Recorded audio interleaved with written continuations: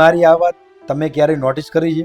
અને જો નોટિસ ના કરી હોય તો હવે કરી લેજો કે તમારી આજુબાજુમાં ઘણા બધા એવા લોકો હશે કે જે 2-5 વર્ષ પહેલાં વીવીઆઈપી લાઈફસ્ટાઈલ જીવતા હતા. મોંઘામાં મોંઘા કપડાં પહેરવા, મોંઘામાં મોંઘા શૂઝ પહેરવા, સારામાં સારી હોટલે જમવા જવું, મોંઘામાં મોંઘી ગાડી લાવવી, સારામાં સારા મકાનમાં રહેવું. અને અત્યારે એ લોકો માર્કેટમાં ક્યાંય દેખાતા પણ નહીં. અને એ વ્યક્તિને અત્યારે 10 રૂપિયાની સિગરેટ પીવી હોય તો પણ ભાઈબંધ જોડે માંગવી પડે. તો એ લોકો એકદમ માર્કેટમાંથી કેમ જતા રહે છે? તો ભાઈ એનું કારણ શું હોય છે કે જ્યારે એ લોકો પૈસા કમાતા હતા ને ત્યારે બેફામ ઉડાડ્યા, ભાઈબંધો પાછળ ગોળા પૈસા વેડફી નાખ્યા અને ઉલટા ધંધા કરી અને પૈસા બધા પૂરા કરી નાખ્યા. એને ત્યારે ખબર નથી કે એ આવક બંધ થઈ જશે. એને જો ખબર હોત ને કે આવક બંધ થઈ જશે તો એ પણ પૈસાની બચત કરો. કહેવાનો મતલબ કે એક બાજુ તમે મહિને 1 લાખ રૂપિયા કમાતા હો અને એક બાજુ વ્યક્તિ મહિને 20,000 રૂપિયા કમાતો હોય.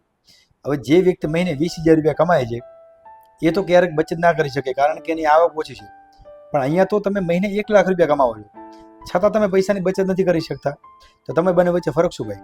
અત્યારે તમે મહિને લાખ રૂપિયા કમાવો છો, કદાચ એક સમય એવો આવે કે જ્યારે તમે મહિને 20,000 પણ માંડ કમાઈ શકો, ત્યારે શું કરશો ભાઈ? તમે હંમેશા ખર્ચા ઉપર કંટ્રોલ રાખો અને પૈસાની બચત કરવાનું ચાલુ કરી નાખો.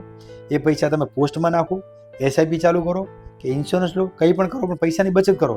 પૈસાની બચત નહીં કરો તો ભવિષ્યમાં બહુ હેરાન થશો. એટલે પૈસાની બચત કરતા શીખી જાઓ.